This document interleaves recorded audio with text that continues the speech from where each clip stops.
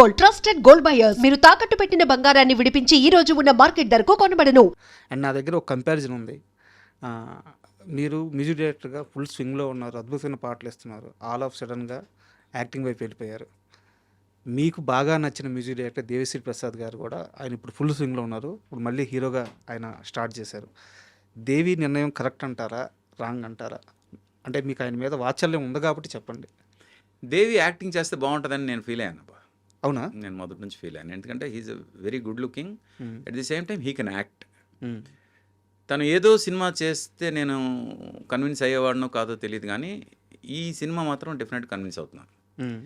ఎందుకంటే ఆ లుక్ కానీ తను తీసుకున్న డెసిషన్ కానీ రెండు బాగున్నాయి అనిపించింది నాకు.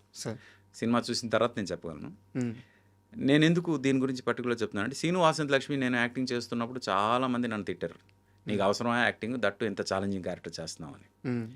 అదే జనం థియేటర్కి వచ్చి ఫస్ట్ డే ఈ సినిమా చూసి మళ్ళీ వీడిని ఇంకొకసారి తిట్టడానికి అవకాశం వస్తుంది అని థియేటర్కి వచ్చి సినిమా చూసి అదే జనం ఫోన్ చేసి, ఈ క్యారెక్టర్ నువ్వు కాకుండా ఇంకెవరు చేస్తున్నా మేము కన్విన్స్ అయ్యేవాళ్ళం కాదేమో, అంత గొప్పగా చేసావు, నువ్వే చేసావు అని పొగిడినోళ్ళు ఉన్నారు.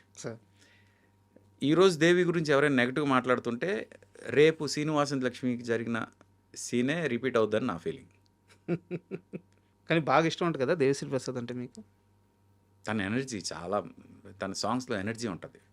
దట్టు సాహిత్యం బ్లడ్లో ఉంది కదా తనకి, అందుకు తన సినిమాల్లో సాహిత్యం అనేది చాలా అందంగా ఉంటుంది.